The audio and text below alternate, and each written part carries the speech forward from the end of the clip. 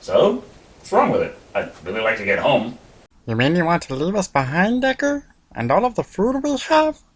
I never said that there's no possibility to come back sometime later on. Seriously though, Creepy, what is the problem with the space warp this time?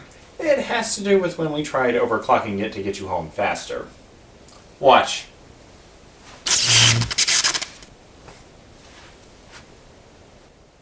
I don't get it. So you're saying I'll get a tan if I go through it right now?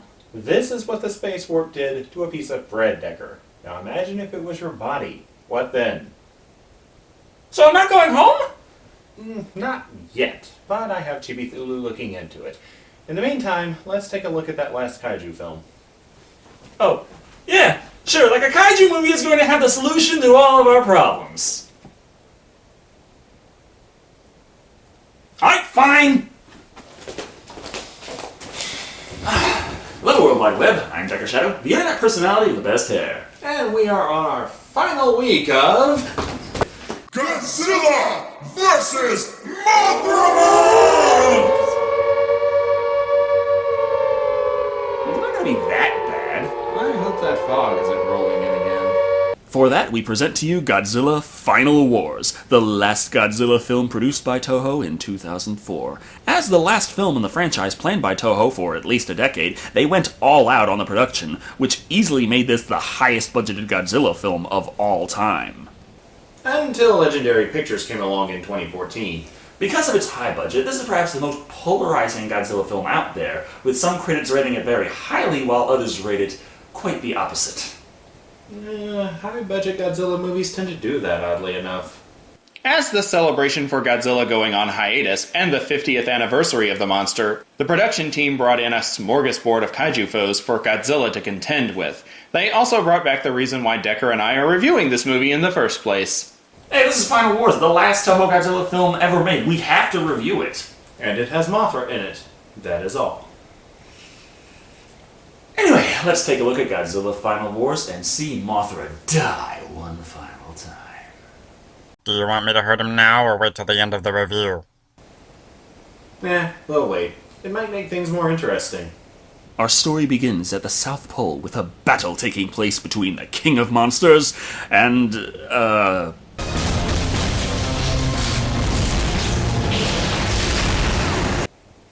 Flying laser-on drill-mounted submarine. Okay, creepy. Tell me the truth. Are you seeing that too? Yes. Yes, I am. Gotengo and Godzilla are thrown off balance by a convenient earthquake. The crew of Gotengo seizes this opportunity and launches missiles which bury Godzilla underneath a landslide of rock and ice. This keeps him in cold storage.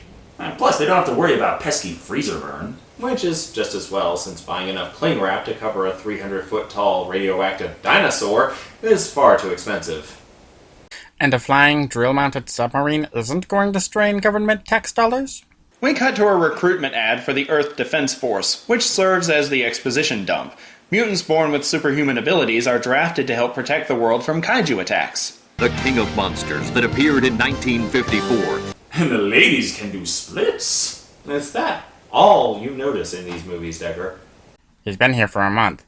You should be able to answer that for yourself by now, Creepy. We fast forward an undisclosed amount of time to the Gotengo again, this time in battle with a big serpent kaiju named Manda. They are led by Captain Douglas Gordon, played by Don Free, whom you may recognize from Miami Vice as long-haired Aryan brother.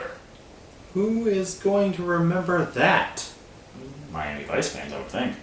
The Gotengo crew defeat Manda through a combination of convection and freeze ray. The flying drill submarine is damaged in the assault, however, which gets Captain Gordon in trouble with the EDF High Command. I'll undergo your court-martial or anything else you have. So just keep your mouth shut. I like him. It's a bit early to tell, but I already like him. It's the porn stash, isn't it? How'd you guess? It's always the porn stash. This goes straight into our important characters, Shinichi Ozaki, played by Masahiro Masuoka, and Katsunori Kazama, played by Kane Kasugi. They're establishing important character traits via body language, and if you ask me, it's pretty easy to tell. They have so got a crush on each other. What? No, they're rivals! Come on, get off of it. I'd know that come hither look in their eyes anywhere. Ozaki is being assigned to bodyguard a UN biologist during an investigation of an alleged mummified kaiju. No, he's not exactly thrilled by the assignment. Honestly, sir, you know how cranky these old farts can be sometimes. Seriously, he's a mutant super soldier. I mean, if I were him, I think you'll find I'm not cranky at all. ask them to sign me up for 10 more of them. I'm going too. I'll take both of them to go, please. The biologist, Miyuki Otonashi, played by Rei Kikukawa, storms out with Ozaki close behind. The two get off to a great start, establishing their moonlighting-esque sexual tension. However, being his boyfriend, Kazama makes sure that Ozaki doesn't leave him feeling left out. I think they made a good choice. Well, good luck on your mission. I'm having a real hard time trying to figure out who this guy's love interest is supposed to be. I thought I'd covered that just now. It's a love triangle. Let's ignore that. It's not important anyway. What is that they discover that the cyborg kaiju mummy has genes that were previously only detected in mutant humans. More research leads them to the big book of plot spoilers, complete with Mothra hieroglyphs. The monster's name is Gigan. And to help their research along, the Shoijin arrive to provide the Cliff Notes version. Not to mention visual aids.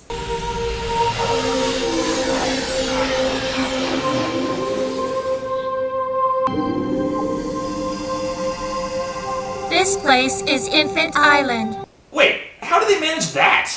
Telepathy, flight, energy manipulation. Is teleportation that big of a stretch for you? Alternatively, it could be a form of astral projection. Screw all that. I'm still trying to figure out where they're getting those tiny wardrobes from. In addition to filling in the blanks for the crew about Gigan, the Shoijin provide them with a talisman. The three are then taken back to the lab in time for the kaiju attacks to start. 5 minutes, 5 seconds, doesn't freaking matter, because I'm gonna bust you up. This is what Japan thinks New York is like? Are you really that surprised after the Emmerich movie? I'm more confused by the fact that the cop's words don't match up with his lip movements. Oh, I think I can fix that. 5 fucking minutes, 5 fucking seconds, doesn't fucking matter, fuck you. I can see why they changed it. Carry on. With that, Rodan fucks up New York. Not to be outdone, Anguirus attacks Shanghai, while Sydney, Australia is besieged by... What the hell? The fuck is he doing here? Well, he can't go to New York now. Rodon would kick his ass. Besides, it's an island. So many places to hide. The rest of the world is similarly suffering from kaiju assault. Thus, the EDF wastes no time springing into action to save the day. And while this is going on, we have Manila. What? No, Grandpa! You mustn't shoot! Why? You'll see. Never mind that, the EDF soldiers take on a giant crawfish using backflips and front flips and side flips and burger flips and... There's just a lot of flipping off going on in this scene, and it's awesome. If these guys are so efficient, why do they need a submarine airship? Wouldn't you want one? Thanks for that, Decker. Now I have to go shopping for another Christmas present. Just as quickly as they appeared, the kaiju are beamed away. This is quickly explained as being the work of aliens whose unpronounceable name is shortened to Zillions. The Zillions have come to Earth seeking peace, and since this is a kaiju movie, nobody important questions that. Because in kaiju movies, aliens are always benevolent. At least until they decide to stop being nice and blow more of the planet up. Or steal a bunch of monsters to use as their private army. What? It's not like that's a spoiler. This plot's been used before. And we're really excited to have an alien as our guest on the show today. Your name, sir, is... X. Is that your real name or a pseudonym? I chose it because I thought it expressed my origins well. Well, you know, like I come from outer space. Okay, so he flew across the galaxy to become a J-pop sensation? For Japan, that makes a lot of sense. We learn that Miyuki has a sister in the newscaster Ana Otsunashi, played by Maki Mizuno. And let's see how she looks in a bikini. Well, I see you've got yourself a boyfriend. Are you kidding? No, he's not my boyfriend. Damn right he's not. Ozaki's already got a boyfriend. What? Cut that out! No. Anna takes this opportunity to show the heroes a very strange fact about the alien's human correspondent. The man doesn't blink his eyelids. Oh shit, now Japan's last line of defense, the staring contest, will be useless. Well, they can always fall back on their inflammable politeness. Don't forget the multitude of Kit Kat flavors they have. Ozaki goes to report the findings to his boss, but there is a slight problem. What's the problem, Ensign? Well, what is it? Tell me! The suspense is killing me! What is it? Since our heroes cannot trust their superiors, they decide that the one trustworthy person left is an EDF agent that is incarcerated.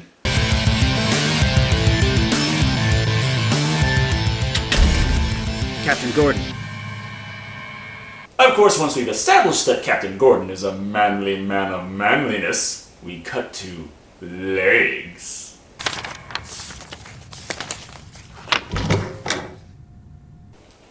How is that plot relevant? I don't care, but I'm putting it in the review. Miyuki proves her worth as a spy by breaking into the government's private files on the aliens. However, she is caught in the act, which leads us to a high-octane shootout between the alien invaders and our EDF agent heroes. We're gonna crush you like worms! Worms with high-powered projectile weaponry. Sure, haven't you ever played that game?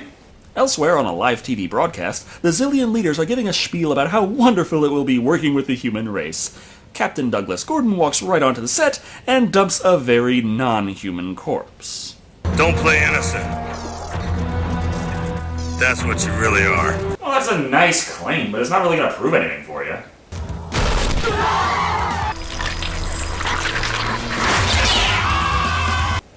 That good enough for you? Yeah, that's pretty conclusive. That's a relief. I was concerned Decker might demand alien urine sample evidence next. X decides that now is the perfect time to do away with the Zillion leader and dispose of the smoke and mirrors ploy. Using his force-based alien powers, he mind controls all of the EDF agents except for Ozaki, meaning somebody other than him has to stay behind and sacrifice themselves so that Ozaki and Gordon can escape. Because that's just how it's done in these movies. Emotions and tension and...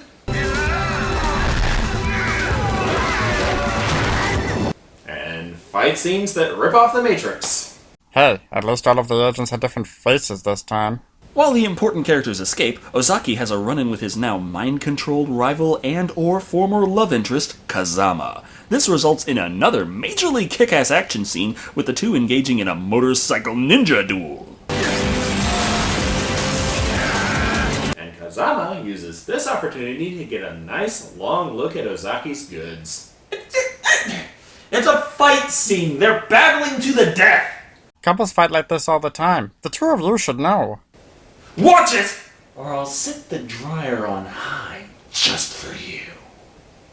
Good. That means I'll come out all nice and toasty. Ozaki defeats Kazama, but does not kill him, probably so they can kiss and make up later. X, now the leader of the Zillion invasion,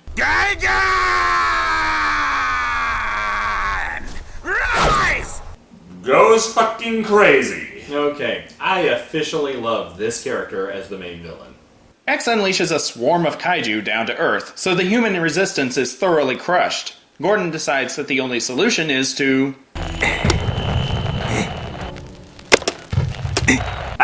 How did we get here?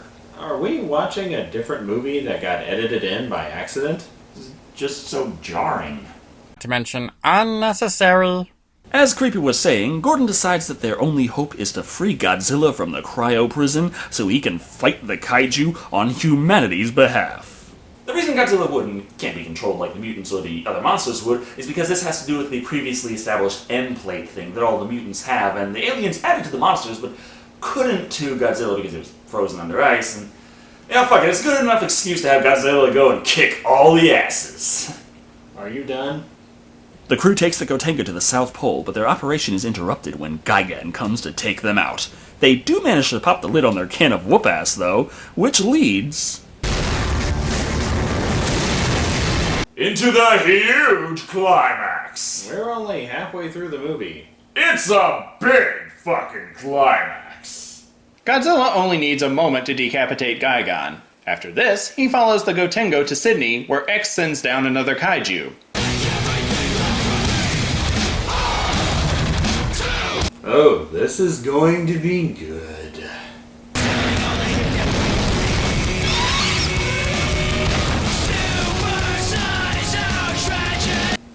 Yeah, I feel like it was over too quick. It can never be too quick with that one. I knew that tuna head wasn't up to much. That's a lot of fish. Next. Wait, does this mean that the American Godzilla is now canonically part of the Godzilla franchise? Yes, and Godzilla just incinerated him. That works. Carry on! What follows is a quick-fire series of kaiju battles. Godzilla vs. Kumonga!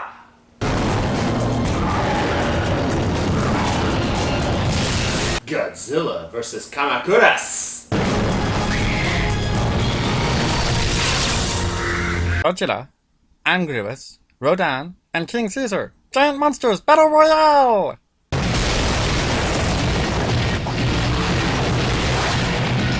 Nothing can stop how awesome this movie is. What's he doing? God damn it! Why is he in this movie again? I forgot.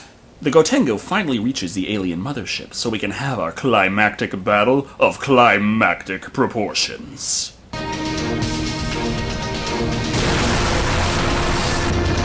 This looks awfully familiar. Kind of like... It's not Independence Day. That was a different film. God damn it, there's a barrier seal. They can't fire past the shielding. That was exactly how it was. It's not the same as Independence Day. Yes, I owe you one. Don't worry, this'll work. I saw it in Independence Day. It's not Independence Day!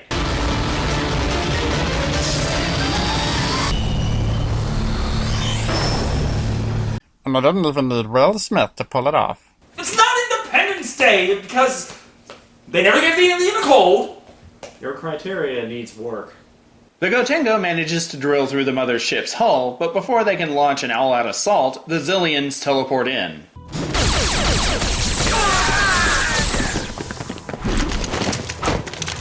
Kill off everybody but the important characters. Oh, we can't have too many extras lying around during the final confrontation now, can we? You're making excuses for the bad guys again, Decker. Out in Tokyo Bay, rays of nuclear breath launch pollution kaiju Hedorah into a building, and then Ebera into him. Godzilla then blasts them into pieces. I don't see how this scene was necessary for the purposes of this review. I don't care, it was awesome. Back on the mothership, X provides us with X's position, or exposition, on what the Zillions want with the human race. Exposition creepy. I thought so much better of you. What is it you want, asshole? We need the mitochondria contained in human body cells to survive. There's mitochondria in every warm-blooded animal on Earth, not just humans. Yeah, and you don't have to enslave all of humanity to get it. You can harvest mitochondria. It's been done. These aliens are idiots. Interstellar transportation and mind control kaiju technology, but cultured cells? Oh no, that's just too much work. It's time for the final showdown between Godzilla and Monster X. During the final battle, Mothra arrives to help, so X sends out his spare guy again with motherfucking chainsaw hands. What just happened? Yes, now turn around and finish her off. I could eat his brain and consume his sanity, but I'm trying to stay away from junk food. That's not the only big reveal, though. It turns out the reason why the Zillions can't control Ozaki is because he's an advanced mutant without an M base. The most advanced, however, are known as Kaiser and have Saiyan levels of power.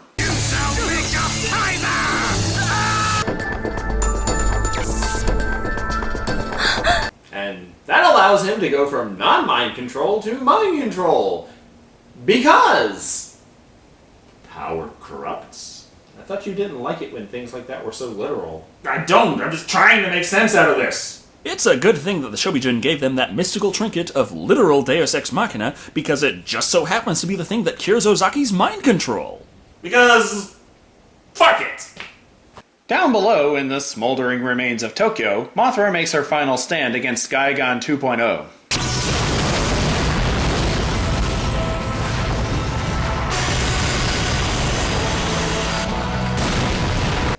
No! No! No! no, no, no, no, no, no, no! Again? They did it again? No! She beat Gaigan. Very well. As the battles intensify, both on the ship and on the ground, the few humans left on the alien vessel flee back to the Gotengo. After much more ass-kickery, it is revealed that Monster X is, in fact...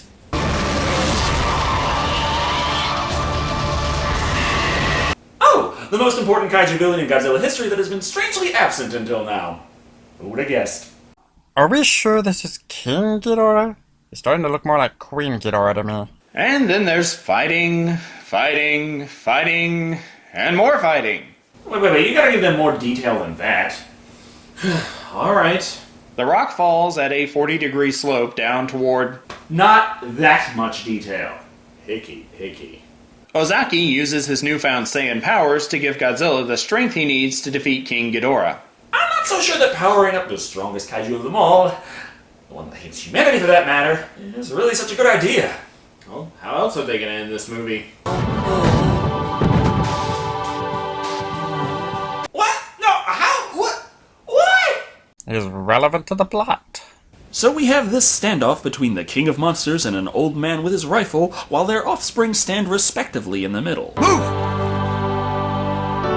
Son, get out of the way! I'm trying to hit his big toe. I can't possibly shoot him anywhere else with this thing. Goddamn kids! I've heard of Get Off My Lawn, but I'm not sure you could say it to kaiju like that.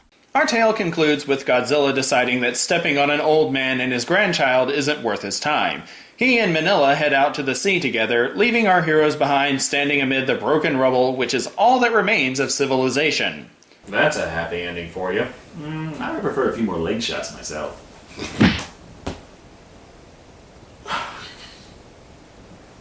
Well, that was Godzilla Final Wars, and it was satisfying.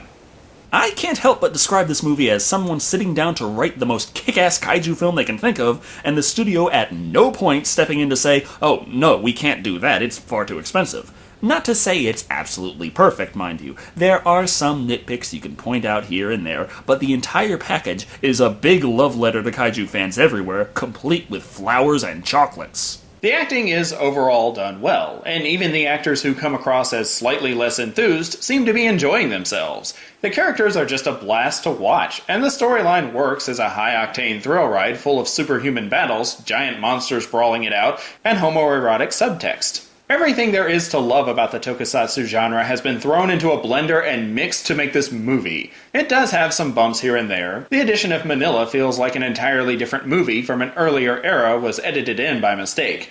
However, Manila ends up being the most relevant part of the climax, so it's forgivable. As a Mothra fan, I was disappointed that she wasn't given a little more screen time. Nevertheless, she was able to take out a kaiju all by herself that had been given chainsaw hand upgrades, which you must admit is pretty awesome. My nitpickiness aside, Godzilla Final Wars is a brilliant send-off for the King of Monsters and the Goddess of Infant Island, netting 4.5 impractical, but sexy, skirt shots out of 5. It can be argued that some viewers would have still preferred a different style of movie for the last Toho Godzilla film of the decade, but I feel that movies are best rated against what it was they were trying to accomplish, and how well they pull that off. With that in mind, Godzilla Final Wars tries to be a massively kick-ass, balls-to-the-wall action and sci-fi cheese extravaganza, and it delivers on all fronts. The villain is immensely entertaining, the heroes feel human even when, plot-wise, one is only somewhat human, and the destruction the monsters cause is unheard of in any other film of this genre. Taking all of this into account, Godzilla Final Wars ranks at 5 giant flying submarines with massive drills and frickin' laser beams attached to the drills out of 5. Thank you all for watching. I've been Dr. Shado, and remember, the first priority of evil alien invaders is to become J-pop idols. That way, if the invasion goes south, they have a contingency plan to fall back on. They're kind of like Sailor Senshi that way. Good night, everybody.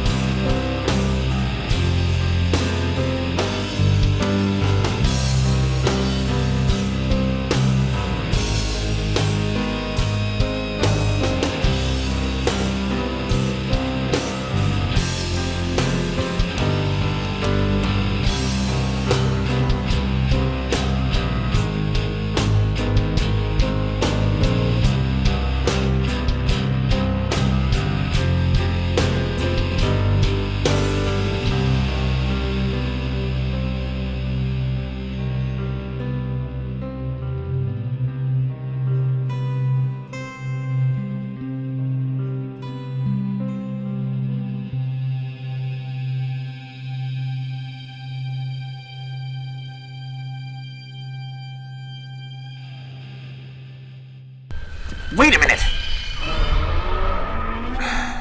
Forget it. So, Kibitulu, can we solve the problem with the kaiju film? No, we cannot. Of course not. Why would we be able to solve the problem with the kaiju film? It's a kaiju film. We're never able to solve the problems with the movies we're actually reviewing that month, because if we could, it would be too easy. It's a kaiju film, we can have sir. Kaiju film. Would you please calm down so that he can finish? Thank you, Creepy. I've nearly got the problem worked out. You'll just have to sit tight for a little while longer. Well, this is great. What am I supposed to be doing in the meantime? Oh, we never did plug the Patreon campaign for this month. We did a whole month of crossovers! Japanese movie crossovers! We just did the last Godzilla film released by Toho. The only one after that is the one released by Legendary in this year. Which neither one of us has a copy of. You know, it's not my fault that the cost of Blu-ray movies is a little too prohibitive when you're saving for Gamerathon 3. So, what else is there? The hell? I'm gonna hate you for this, aren't I? Well, we can always take another look at the Bible Man series. Come on, let's watch Devilman.